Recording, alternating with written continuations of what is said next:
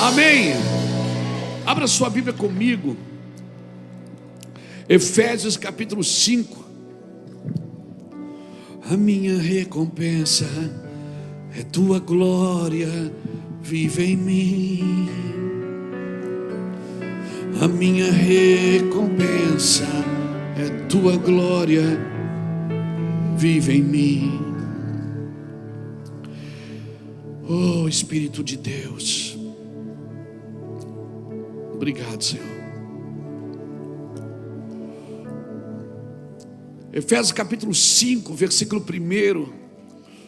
Glória a Deus, seja muito bem-vindo. Você que está pela primeira vez, você está na terceira reunião de hoje.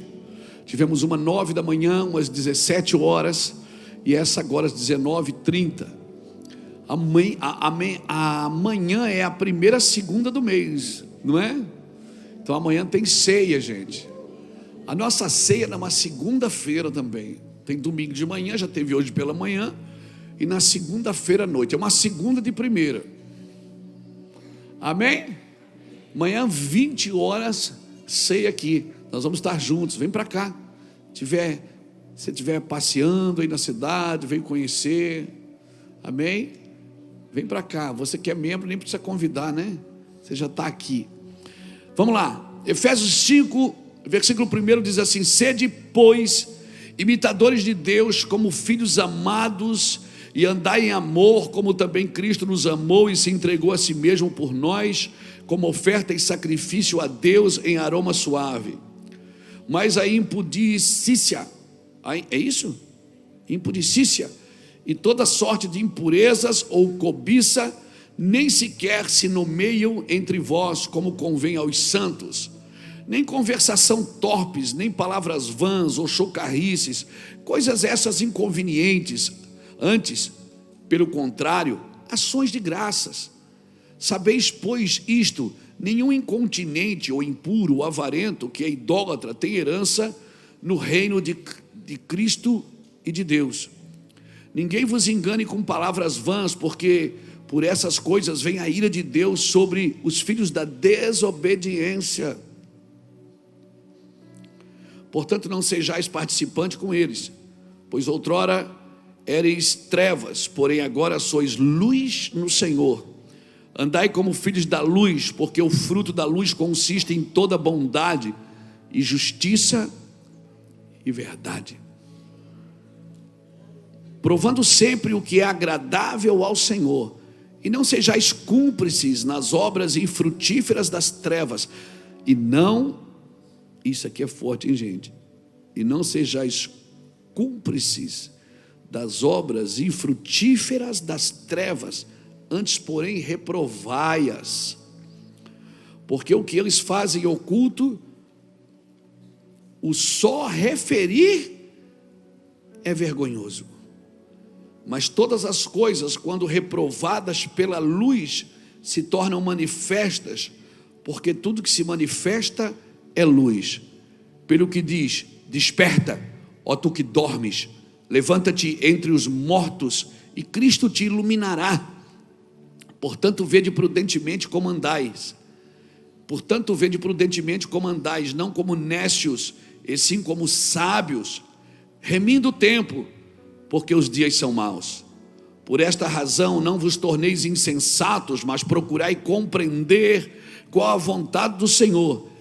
E não vos embriagueis com o vinho, no qual há dissolução, mas enchei-vos do Espírito, falando entre vós com salmos, entoando e louvando de coração ao Senhor com hinos e cânticos espirituais, dando sempre graças por tudo a nosso Deus e Pai, em nome de nosso Senhor Jesus Cristo, sujeitando-vos uns aos outros no temor de Cristo. Aleluia. Dá glória a Deus aí, irmão, por essa palavra. Não precisava nem pregar depois de uma instrução dessa. Amém, irmãos? Depois de uma instrução dessa. Agora é claro, o camarada não pode pegar uma instrução dessa e levar para um outro extremo.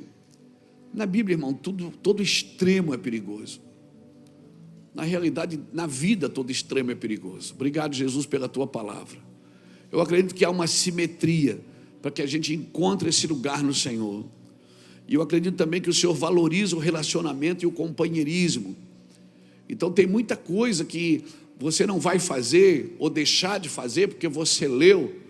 E porque você leu, você achou que é assim, vai fazer e vai executar. Não, eu acho que o relacionamento e o companheirismo com Jesus vai trazendo vida para aquilo que a gente está vivendo. O Senhor vai deixando as coisas claras para a gente. Para mim, esse é o fluxo da graça de Deus. E quando nós andamos nessa consciência, esse fluxo da graça de Deus, ele aumenta em nosso meio. E quando esse fluxo da graça de Deus aumenta em nosso meio, até as nossas petições, elas já começam a ser de acordo com a vontade de Deus. A gente já não pede mais por pedir, né? A gente já não vai para a oração com uma lista de compras na mão. A gente já pede segundo o coração do Senhor. E a Bíblia fala isso, né? Seja então suas petições conhecidas diante de Deus. E essa palavra aqui, ela é uma palavra que tem pesado muito no meu coração esses dias. Vede prudentemente como andais, não como necios, mas como sábios, remindo o tempo, porque os dias são maus. Remindo o tempo, porque os dias são maus. Andar como sábio, não como tolo. Qual é a diferença de um sábio e de um tolo? O Senhor está dizendo para a gente andar como sábio, remindo o tempo, porque os dias são maus. A diferença de um sábio e de um tolo está naquilo que ele faz com o seu tempo. Porque se é para mim remir o tempo, eu tenho que gastar tempo com aquilo que vai me deixar sábio. E o princípio da sabedoria, o que é? Qual é o princípio da sabedoria?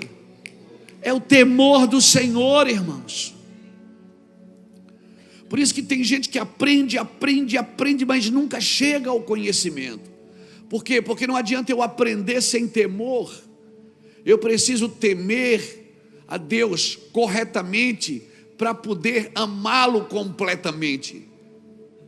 E se eu o amo completamente, então eu também vou aprender a temer corretamente. Amor e temor caminham juntos, porque não é um convite para ter medo, é um convite para temer. Não é para ter medo, porque no amor não há medo. Temer é tratar com reverência aquilo que é santo, que é sagrado. É reverenciar, é fazer uma separação entre o santo e o profano. Se tu separares, Jeremias fala isso no capítulo 15, se não me engano, está na Bíblia dos crentes. Se tu separar o precioso do vil, serás o meu porta-voz. Imagina, se tu separar o precioso do vil, serás o meu porta-voz. Deus não está dizendo que se você viver junto com o precioso, com o vil, então, talvez você não deixe de ser salvo, porque a salvação é pela graça. Mas para ser porta-voz, precisa separar sim. Para ser alguém que vai representar. Uma salva de palmas para os nossos irmãos da mídia. Aleluia. Oh, aleluia. Que não são os midianitas. E são da mídia, mas não são midianitas. Aleluia. Olha ali, portanto assim diz o Senhor, se tu te arrependeres, eu te farei voltar e estarás diante de mim. Se apartares o precioso do vil, serás a minha boca, e eles se tornarão a ti, mas tu não passarás para o lado deles. Sabe, Deus está dizendo, se você aprendeu a separar o precioso do vil, você pode andar no meio do problema e não se tornar o problema. Você pode andar no meio do caos, no meio do pecado, com pessoas que vivem em pecado. Ah, mas eu não vou visitar meus parentes porque agora eu sou crente. Não, agora que você precisa ir. Mas primeiro você precisa desse lugar. Se arrepender, voltar ao Senhor, separar o precioso do vil. Amém? Tem gente que foi evangelizar nas boates e não voltou mais, irmão. Tem gente que foi evangelizada à noite e ficou. Estava pronto ou não estava? Não estava. Não estava preparado. Eu não posso romper. Eu não posso ir lá tentar romper as trevas se eu ainda estou em trevas. Amém, irmãos? Eu preciso estar na luz, porque acende a luz, as trevas são dissipadas. Mas se eu estou em trevas, eu não tenho autoridade para andar para ir em trevas. Vou lá evangelizar. Chega lá evangelizado, e o que é que o Senhor está dizendo? Eles se tornarão a ti, mas tu não passarás para o lado deles. Pode ir, pode ir lá evangelizar. Eles vão vir para o seu lado, mas você não vai para o lado deles. Amém? Não tenha medo de entrar em alguns lugares. Aí o cara diz assim: mas aquele irmão era uma bênção. Depois que ele foi para a política, ele desviou. Não, irmão, ele sempre foi desviado, só não aparecia. Aquele irmão era uma bênção. Depois que enriqueceu, desviou. Não, irmão, o dinheiro não desvia ninguém, só revela quem a pessoa sempre foi. A posição só revela. Tem gente que é uma bênção, dá um título para ela, já era, sai pisando e massacrando todo mundo. Tem pessoas que não tinham nada, de repente Deus começa a prosperar, ela tem um pouquinho de recurso, começa a pisar em todo mundo. Então foi a riqueza que desviou ela? Foi o poder que desviou ela? Foi a posição que desviou ela? Não, só revelou quem estava ali dentro. Porque se você se arrepende, irmão, eu te farei voltar, estarás diante de mim, se tu separares o precioso do vil. Sabe o que é vil, irmão? Aquilo que é iníquo, aquilo que não pode sentar na sua mesa, aquilo que não pode estar diante de você. Então, portanto, não vos torneis insensatos, Paulo está dizendo, mas procurai compreender qual é a vontade do Senhor, e não vos embriagueis com vinho onde há contenda, mas enchei-vos do Espírito. Por que Paulo fala isso no versículo 18? Porque Babilônia, irmão, abre lá, bota aí para mim, Jeremias capítulo 51, versículo 6. A Bíblia diz que Babilônia embriagou as nações com o seu vinho. Fugi do meio da Babilônia, e cada um salve a sua vida. Não pereçais na sua maldade, porque é tempo da vingança do Senhor. Ele lhe dará a sua paga. A Babilônia era um copo de ouro na mão do Senhor, o qual embriagava a toda a terra do seu vinho. Beberam as nações, por isso enlouqueceram. Repentinamente caiu Babilônia e ficou arruinada. Lamentai por ela, tomai bálsamo para a sua ferida, porventura sarará. Queríamos curar Babilônia, ela porém não sarou. Deixai-a e cada um vá para a sua terra, porque o seu juízo chega até os céus e se eleva até as mais altas nuvens. Babilônia não tem cura. A Bíblia diz que a Babilônia entorpeceu as nações com o seu vinho, com a sua cultura, com a sua forma de trabalho, intelectualizando a fé. Eu sempre digo isso, a fé não é burra, mas a fé, irmãos, ela não pode ser intelectualizada, porque a fé é uma loucura. As nações embriagaram com o seu vinho, por isso Paulo disse: não vos embriagueis com vinho onde há contendas, vocês vão enlouquecer, se vocês ficarem presos nos ensinos de Babilônia. E o que é Babilônia? Babilônia é tudo aquilo que governa sem o padrão de Deus. Babilônia é todo o princípio, toda a forma governamental da terra. Quando a Bíblia diz que Deus odeia o mundo, Deus não odeia a criação, Deus odeia o sistema, porque o sistema é babilônico. O sistema é babilônico, irmãos. E já viu que Deus não tira ninguém de Babilônia? Ele tira do Egito. Do Egito ele foi buscar o povo, mas da Babilônia ele diz: foge daí. Ele disse: você quer ser um homem sábio, quer ser um homem inteligente, quer ser um bom homem de negócios? Não ande no sistema da Babilônia. Você tem uma mente que você precisa ser cheia do Espírito Santo. Sua mente precisa ser cheia do Espírito de Deus. É isso que ele está dizendo. Ela não pode ser curada. Não adianta você, eu vou lá, porque eu vou entrar na política, eu vou curar a política. Não vai. Vai, Lapa, não vai. Minhas conversas com o pastor Lapa, quando ele era vereador, quando ele foi candidato a vice-prefeito de Itajaí, minhas conversas com o Lapa eram: e daí, Lapa? Ele disse: Luiz, Só Jesus, não tem o que fazer. O que a gente tem que fazer é poder servir as pessoas. Porque o sistema é podre. Por isso que todo o governo, todos os reis da terra se dobrarão um dia diante do Senhor. Você vai olhar, Alexandre o Grande vai estar lá naquele dia. Hitler vai estar lá naquele dia. Lenin vai estar lá naquele dia. Mussolini vai estar lá naquele dia. E todos os homens que usaram da massa para fazer do seu jeito, sem os princípios de Deus. Todo governo da terra que não usa os princípios de Deus é babilônico. E não tente curar a Babilônia. O Senhor diz: tira a tua cabeça daí, tira a tua mente daí. Mas eu tenho que ir lá, tem que ir lá. Tem que ir lá, tem que ir lá. Vai lá. Despeja o espírito que você carrega. Ensina as pessoas que você carrega. Eu quero declarar que Deus vai levantar homens e mulheres que vão lá na Babilônia. Mas como é que faz, pastor? Se o Senhor diz que é para... Deus está mandando fugir. Agora se você volta no capítulo 50.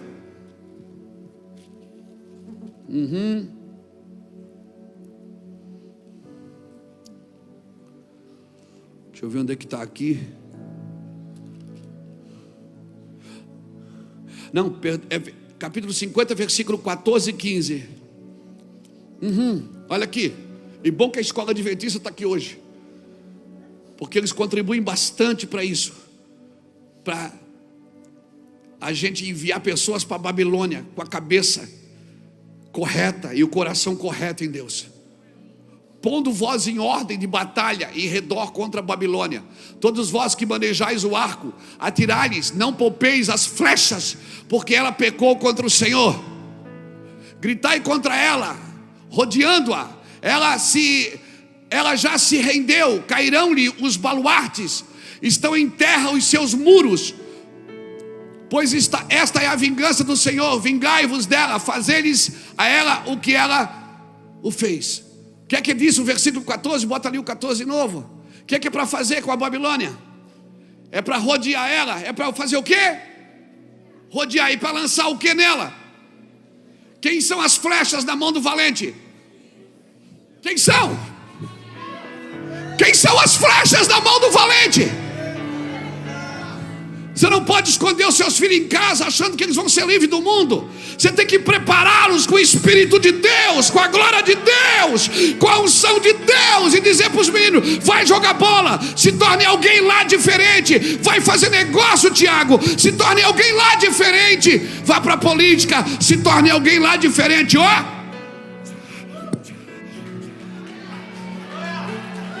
eu quero declarar uma geração de filhos ungidos, curados, abençoados. Eu estou profetizando. Como é que faz com Babilônia? Lança as flechas, rodeia ela e lança as flechas. Não adianta querer segurar os meninos na igreja. Vem cá, está na igreja. Não, você tem que preparar eles na igreja para enviá-los para a educação, para a política, para o esporte, para os negócios, para os business. Isso, nós queremos declarar, sim, que os maiores empresários do mundo se tornarão empresários. Os maiores do mundo são aqueles que foram preparados pelo Espírito de Deus, que não se embriagaram com Babilônia. Só pode ser lançado em Babilônia aqueles que não se embriagam em Babilônia, aqueles que são cheios do Espírito de Deus. Deus não precisa de você sem o Espírito Santo. Deus até te ama, mas sem o Espírito Santo Ele não precisa de você.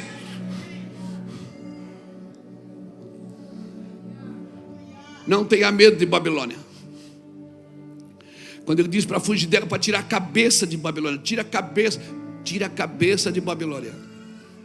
E a Babilônia tem um fato interessante. Tem um fato interessantíssimo em Babilônia.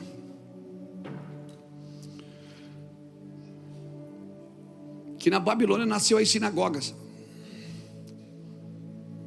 O povo que foi levado cativo, o povo de Deus de Israel que foi levado cativo para a Babilônia. Chegou lá, o rei da Babilônia permitiu eles fazerem a sinagoga. Então você ia na sinagoga, Mas só que na sinagoga eles tinham cânticos, eles liam as escrituras, a Torá. Só que na sinagoga não podia matar animal, não tinha sangue, não tinha sacrifício na sinagoga. E foi em Babilônia que eles aprenderam a negociar.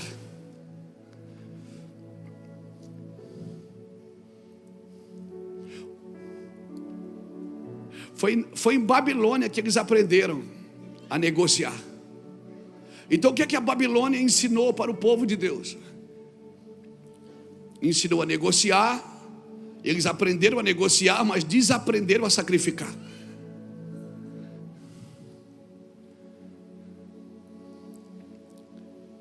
E tem um texto lá em Ezequiel 28 que fala de uma simbologia sobre a queda de Lúcifer, que diz que ele caiu pela multiplicação dos seus comércios. Então Babilônia, ela vai te ensinar muita coisa que aparentemente parece ser boa, mas se você não tiver o Espírito governando a sua mente, governando o seu coração, as suas intenções, é bem provável que você se perderá e se lambuzará com as riquezas de Babilônia. Deus não tem problema de levar pessoas para a Babilônia. Deus não tem problema de você se tornar uma grande voz em meio de Babilônia. Só que a Babilônia tem esse projeto contra você. Ela vai te ensinar a negociar, mas vai tirar de você aquele princípio do sacrifício, da vida sacrificial. Na Babilônia não tinha sacrifício, não tinha sacrifício, não tinha sangue. Não tinha sangue, não tinha remissão. Você está entendendo? Eu estou forçando um pouquinho a barra? Não, é só para trazer um pouco de clareza. Quando Paulo ensina aos Efésios, no capítulo 5, ele diz, no versículo 18, não vos embriagueis com vinho. Aí tem o cara no púlpito que vai e diz, você não pode tomar uma taça de vinho que vai para o inferno. Não é isso que a Bíblia está dizendo. Tem uns que não podem mesmo. Não deve mesmo. Por quê? Porque bebia para ficar bêbado. Então não bebe mais, por favor. Não estraga a sua vida. Você já perdeu tudo na vida porque bebia. Por que vai arriscar de novo? Não come nem bombom que tem licor dentro. Por quê? Porque você já teve problema nessa área. Amém? Sansão matou um leão, não matou? Rasgou o leão no meio. Quando ele voltou, o que é que tinha dentro do leão? Mel. O que é que ele fez com mel? Comeu.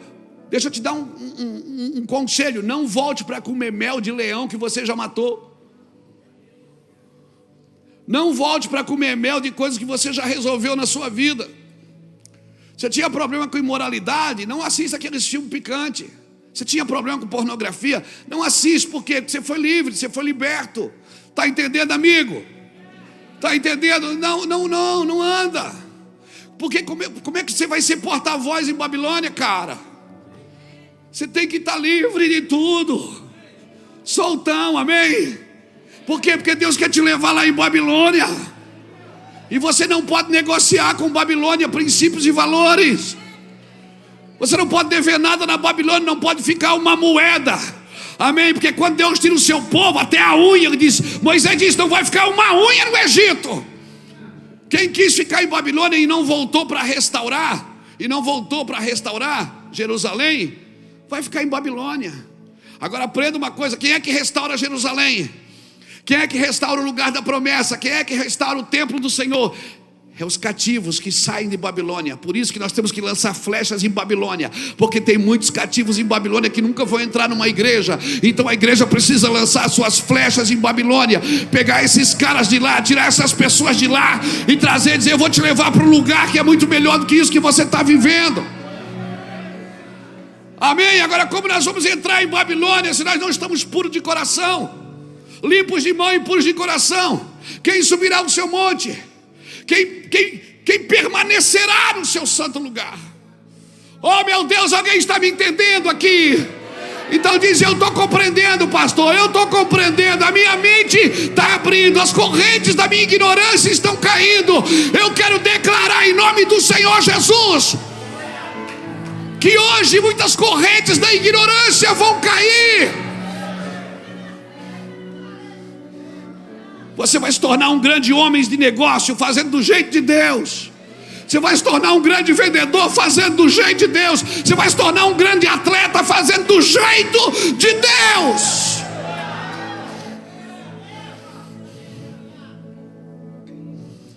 Tem um jeito de fazer, é o jeito de Deus. Tem uma forma de fazer, é a forma de Deus. Deus tem um jeito singular de fazer. Pastor, mas não tem mais jeito. Tem jeito. Enquanto estiver raiz, tem renovo. Enquanto tiver raiz, tem renovo. É só plantar de novo. Ele é a raiz e sempre haverá um renovo a partir dele. Pastor, eu não sabia disso. Você não sabia disso, mas agora você sabe. E se você sabe,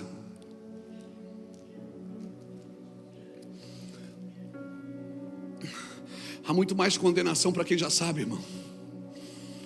Deus não vai cobrar nada. Jesus não espera nada de quem não entendeu. Jesus não espera nada de quem não entendeu. Eu vou repetir: Jesus não espera nada de quem não entendeu.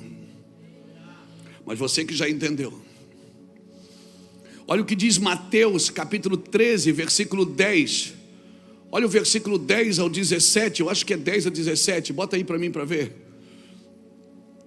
Então se aproximaram os discípulos e lhe perguntaram: por que lhe falas por parábolas? Ao que respondeu: porque a vós outros é dado a conhecer os mistérios do reino dos céus, mas àqueles não lhe é isso concedido. Pois ao que tem se lhe dará e terá em abundância, mas ao que não tem, até o que tem lhe será tirado. Por isso lhes falo por parábolas, porque vendo não veem, e ouvindo não ouvem, e nem entendem. E de sorte que neles se cumpre a profecia de Isaías: ouviram com os seus ouvidos, e de nenhum modo entendereis; vereis com os seus olhos, e de nenhum modo percebereis. Porque o coração deste povo está endurecido de mau grado. Ouviram com os seus ouvidos e fecharam os olhos, para não suceder que vejam com os olhos, ouçam com os ouvidos, entendam com o coração, e se convertam e sejam por mim curados. Bem-aventurados, porém, os vossos olhos, porque veem, e os vossos ouvidos, porque ouvem. Pois em verdade vos digo que muitos profetas e justos desejaram ver o que vedes, e não viram, e ouvir o que ouvides, e não ouviram. Jesus falava por parábolas. Quantas palavras tem no Evangelho de Lucas? Quantas parábolas tem em Mateus? E depois, quando ele chegava em casa, os discípulos questionavam, diziam assim: mestre, por que o senhor fala por eles com parábolas? Por que o senhor fala assim? Parece que... E o senhor disse: não, eu falo para que eles não entendam. Como que é? Eu estou pregando para eles não entender. Por quê? Porque se ele entender, eles vão se converter, e eles vão ser por mim curados. E ninguém podia se converter antes da cruz. Porque quem se converte sem cruz, se converte ao benefício do Evangelho, e não ao propósito do Evangelho. Por isso que em muitos lugares o Evangelho é apresentado somente o benefício dele, e não o valor e o preço dele. Jesus está dizendo: eu prego para que eles não entendam. Mas quando acontecer o que eu disse, aí eles vão entender. Noé foi chamado de louco por 100 anos, porque estava construindo um barco, esperando uma chuva, de uma inundação. E eu fico imaginando quantas pessoas passaram por aquele velho louco e disseram: esse velho é maluco. Falaram para os filhos: cuidado com esse velho, que ele é doido, ele está construindo um navio, um barco. Até quando choveu. É aquela metáfora da borboleta, da lagarta. Quando a lagarta disse na floresta que ia voar, todos os animais riram, menos as borboletas.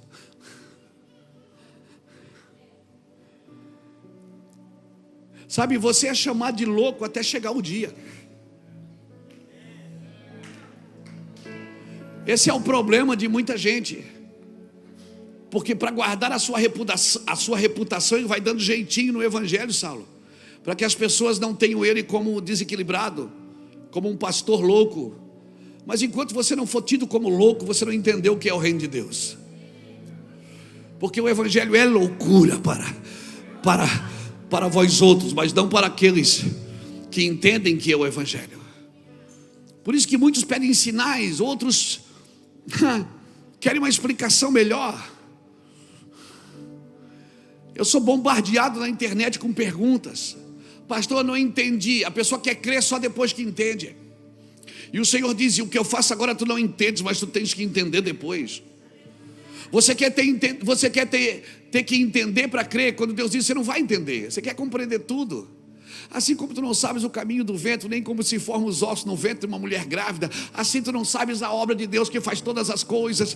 Por isso de manhã semeia a tua semente, de tarde não retires a tua mão, porque tu não sabes qual que vai prosperar, se essa ou aquela. Marcos 4:26, o reino dos céus é semelhante a um homem que lança semente na terra e vai dormir, não sabendo ele como a terra por si mesmo frutifica. Primeiro a erva, depois a espiga e por último o grão cheio na espiga. Você quer compreender tudo, cara, você não vai compreender. Por quê? Porque Deus quer que você creia para compreender, não que compreenda para crer. Porque não há fé nisso. Não há fé em quem compreende primeiro. E sem fé é impossível agradar a Deus. É claro, muitos se aproveitam disso e ficam ludibriando as pessoas. Mas não é porque tem gente ludibriando pessoas que não há verdade no evangelho. Tem um jeito, irmãos. Jesus não espera. Sabe qual é o trabalho do diabo? É multiplicar a ignorância.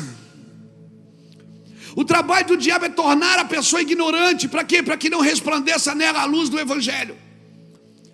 Jesus deixou claro, ele disse: com eles eu falo por parábolas, para que eles não se convertam, mas com vocês não.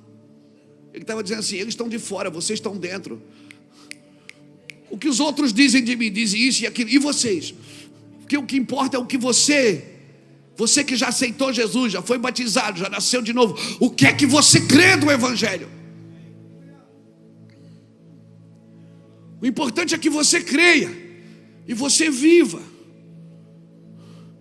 Alguém me pergunta: pastor, o senhor tem alguma crise? Tem uma a cada 10 minutos, irmão. Mas não crise de identidade, não. Não crise de crença, não crise de fé. É crise de já ter entendido algumas coisas e não achar em mim um coração correto para executar o que eu já entendo. Crise de muitas vezes ver que eu não estou de acordo com aquilo que Deus me falou. Crise de saber que eu poderia ser melhor para Deus. Eu poderia me dedicar mais ao Senhor. Eu poderia fazer coisas sobrenaturais. Eu poderia andar em lugares sobrenaturais. E às vezes Deus me dá uma verdade e eu olho em mim e não acho um coração adequado para viver aquela verdade. Então essa é a minha crise. Crise é vir aqui domingo à noite que nem um Hulk, pregar um evangelho poderoso e na segunda-feira ficar procurando em mim aquele cara que pregou domingo. E pensar: vou ligar para ele e orar por mim. Eu quero ser o Luiz de ontem, não o Luiz da segunda. Mas o poder de Deus se aperfeiçoa não no Luiz do domingo, mas no Luiz da segunda-feira. Quando eu aprendi isso, irmãos, eu nunca mais anulei a minha segunda-feira, a minha terça, a minha quarta, porque é naquele Luiz que o poder de Deus se aperfeiçoa. É aquele Luiz que muitas vezes quer desistir da vida, desistir de tudo, parar, ficar deitado, ficar na cama, num quarto escuro, dizendo: eu estou cheio de gente, cheio de crente, cheio disso, cheio daquilo. Eu não aguento mais viajar, eu estou cansado de olhar para a sua carne fraca, daí ainda pensando: meu Deus. Aí vai chegando sexta, vai chegando sábado, dá saudade daquele cara do domingo, daquele cara das conferências, que as pessoas fazem fila para serem tocadas. Como eu queria viver só aquele cara. Como eu queria ser o homem das conferências, levar o Luiz Hermínio da conferência do final de semana para minha casa na segunda, terça e quarta. Quando o telefone começa a pipocar, quando as coisas começam a bater na porta, que você procura em você força e você não acha, você procura em você uma palavra e você não tem, aí você se sente injustiçado por Deus. Você acha que Deus está abençoando todo mundo, menos você. Você olha para o redor, parece que não tem mais amigo, parece que não tem mais ninguém. Mas é tudo mentira do diabo. Porque o poder de Deus não se aperfeiçoa na força do homem do domingo. Ela se aperfeiçoa na fraqueza do cara da segunda-feira. Alguém está me entendendo aqui? Nos dias ruins é que você está fortalecido por Deus. Porque nos dias bons você faz, você tira de letra. Mas no dia ruim, que você olha para você, você não vê futuro. Você olha para você, você não vê saída. Você diz, cara, Deus não vai poder mudar minha vida. Eu vou abandonar tudo e vou fazer outra coisa. E Deus diz, cabeção, acorda, cabeção, persevere naquilo que eu te chamei. Mas não tem fruto. Primeiro a erva, depois a espiga, e por último o gão cheio na espiga. Mas a estação não dá fruto, mas a estação vai mudar. Aleluia! E você está procurando em você um homem adequado, uma mulher adequada. E Deus está dizendo, me procure. Eu sou adequado para o seu dia a dia. Eu sou alguém perfeito para você lidar o dia a dia. Amém, irmãos? Amém. Muitos eu falei isso ontem aqui no Café de Pastores. Elias foi um homem que Deus usou, que orou. E quando ele orou, o fogo desceu. Houve terremotos, houve trovões, o monte tremeu, as colunas de fogo desceram sobre o altar que ele havia feito, foi sobrenatural. Mas quando ele está dentro de uma caverna, deprimido, triste, a Bíblia diz que Deus não estava no fogo, Deus não estava no trovão. Porque às vezes a gente está acostumado a ser usado por Deus de um jeito, e quando Deus vem falar com a gente acha que Deus vem do jeito que Deus usa a gente para os outros. Deus nunca vem para você do mesmo jeito que te usa para os outros. O Deus que vive em você é diferente do Deus que passa por você para alguém. O fogo, a glória, a unção, o poder que buscamos, ele passa por você para ministrar a vida de alguém. Mas quando Deus quer estar com você, quando Deus quer disciplinar você, discipular você, ele não vem do mesmo jeito. Não, amigo, não vai ter fogo, não vai ter terremoto, não vai ter. Deus não vai tentar impressionar você para te ter. Ou ele te tem por arrependimento, ou ele te tem por renúncia, por entrega, ou você não vai conhecê-lo. E não adianta. O problema é que quando Deus está te usando para expulsar demônios e curar enfermos, os gritos funcionam. Receba, sai agora em nome, funciona tudo. Mas você não vai expulsar as mazelas da sua vida gritando. Elas só saem obedecendo. Não adianta botar a mão em nome de Jesus, eu repreendo. Você não repreende. Você só tem que obedecer. Eles vão sair. Porque o ímpio não permanece na congregação do justo. E o homem ímpio que está aí dentro, ele precisa sair. Ele precisa sair. Ele não pode habitar no mesmo lugar do que a glória de Deus. Amém? Então, irmãos, até hoje o que sustenta o império das trevas é a desobediência. Por isso Paulo vinha falando para os Efésios: olha, vocês sejam sensatos, não se embriaguem com vinho, cuidado com essas discussões tolas, essas coisas que não edificam, né? Essa vida que até pode estar entre os crentes. O que sustenta o império das trevas é a desobediência. Meu irmão, é uma coisa séria, mas eu preciso perguntar isso. Se você queria viver do seu jeito, por que você entregou sua vida para Jesus?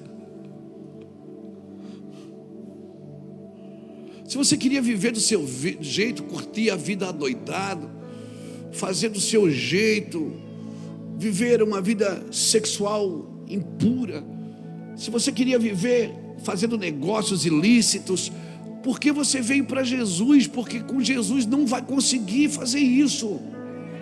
Você não vai dar continuidade. Se você queria viver do seu jeito, você não pode ter Jesus. Não, mas Jesus me ama. Isso é verdade, Ele te ama. Aqui o erro aqui é que você não o ama o suficiente para abandonar as coisas. A questão é que você não ama o suficiente para largar a imoralidade. É que você não o ama o suficiente para dizer não. Não me olhe assim. É verdade, eu estou falando com você o que Deus falou para mim há anos atrás, e vem falando constantemente.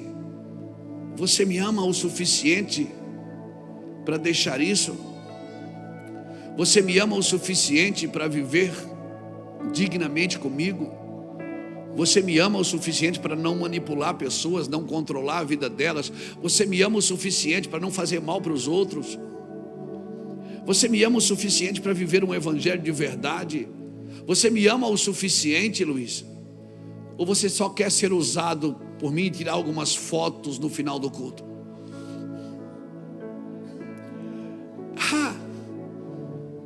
Tem um jeito certo de fazer as coisas, irmãos. Paulo vem nos convidando, ele diz, não vos embriagueis com vinho onde há contenda, mas enchei-vos do Espírito, cantando, glorificando, exaltando. Irmão, Jesus não espera nada de quem não entendeu. Mas você que já está aqui dentro, você já entendeu, cara. E se você já entendeu, você só suja o pé se quiser. Pastor, é difícil, o diabo se levantou. Não foi o diabo que se levantou, foi você que se jogou. Porque o trabalho do diabo é se levantar contra todo aquilo que é ungido de Deus. Mas os que são nascidos de Deus, a Bíblia diz que o maligno não lhe toca.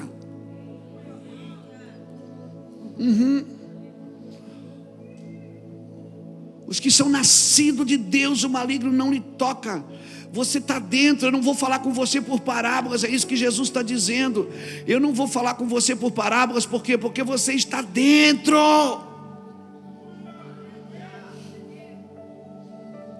Porque quando ressuscita, Ele não apareceu para os de fora, Ele apareceu para os de dentro primeiro. E foi aos de dentro que Ele chamou para cuidar da igreja. Foi os de dentro que Ele chamou para sacrificar por Ele. Ele não cobra nada dos ímpios. Não adianta você ir para as praças gritar que Jesus está voltando e o ímpio vai sofrer. Não, irmãos. Eu acredito que quem sofrerá são os crentes irresponsáveis.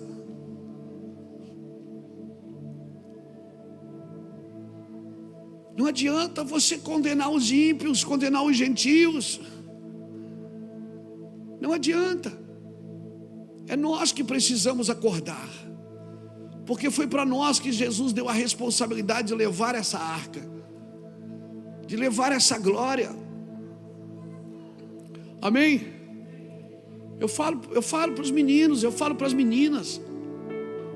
Tem gente que dá tudo certo na vida dele. O cara fez tudo errado, é zoeira. Mas a vida dele sempre foi assim. Mas você não, você foi criado num lugar em Deus. Foi criado num lugar em Deus. Você já viu? Não é porque os meninos do futebol estão aqui, não, mas eu vou falar uma coisa. Tem menino do futebol que foi criado na zoeira, na droga, na festa. Aí no caminho ele se converte. Ele está lá lutando para viver uma vida cristã com Cristo. De vez em quando sai um palavrão da boca dele. De vez em quando sai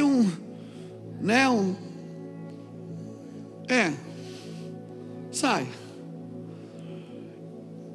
Mas ele é ímpio. Ele está chegando, ele foi entrando. Mas você não, vocês foram criados na igreja. Vocês aprenderam o que é certo e o que é errado.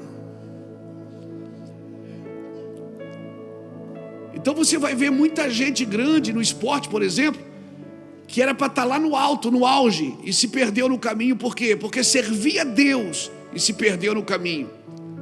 Para esse há mais juízo do que aquele que não servia a Deus e se converteu no caminho. Você está me entendendo? Por quê? Porque aquele não tinha fundamento, esse aqui já tinha.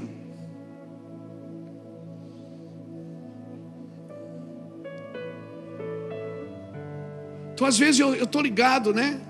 Estou ligado, estou assistindo às vezes o esporte, alguma coisa, e eu vejo ali, poxa, tem aquele jogador, o nosso jogador aqui do Brasil, que já era para ser bola de ouro umas 3 vezes. Mas por quê? Nasceu no Evangelho, irmão, se perdeu no caminho, trocou o Evangelho por zoeira.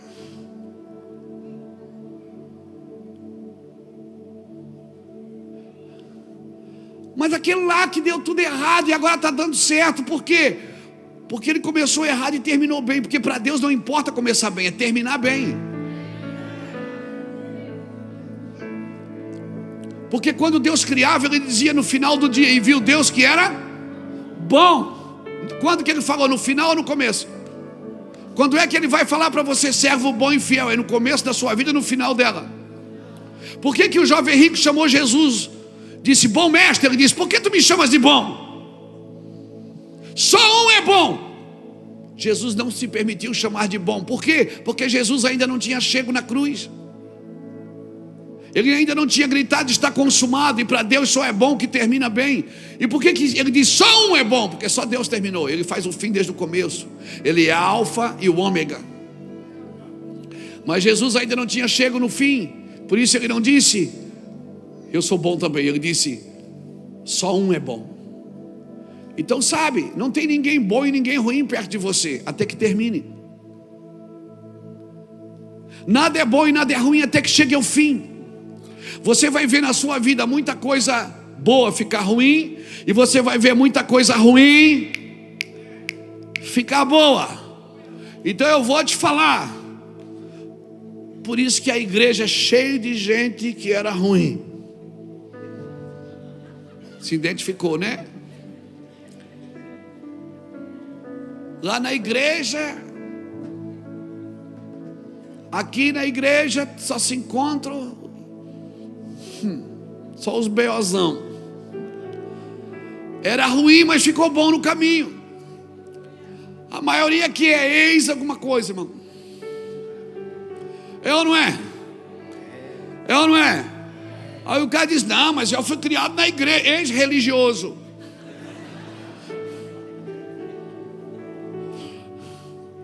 Todo mundo é ex alguma coisa. Por isso que eu amo igreja. Porque se olhar para trás dá vontade de correr para frente. Só tem nóida, irmão. Quanto mais eu olho para trás, mais dá vontade de ir para frente. Aí fulano de tal pergunta, isso aí, fulano de tal está na tua igreja? Eu digo, está aí. Eu digo, é verdade, era mesmo. Eu era. Amém. Só que agora, irmãos, a nossa vida tem que mudar para a gente chegar bem no fim. E não crie falsas linhas de chegada achando que já chegou, porque ainda não chegou. Amém? Aquele que chegar até o fim não chegou ainda, irmão. Então seja sensato, querido. Eu quero deixar essa palavra para o seu coração e para a sua vida. Eu quero deixar essa palavra no seu espírito, para que eu e você sejamos ministrados por ela nessa semana. No que depender de você, irmão, muda as coisas. No que depender de você, bota algumas vírgulas. Não bota vírgula onde Deus já botou ponto final, mas também não bota ponto final onde Deus botou só uma vírgula. Amém, querido? Vai indo, vai mudando, vai fazendo, vai tirando uma coisa de cada vez. Vai mudando. Amém? Você recebe essa palavra? Você recebe essa palavra? Fica de pé comigo então.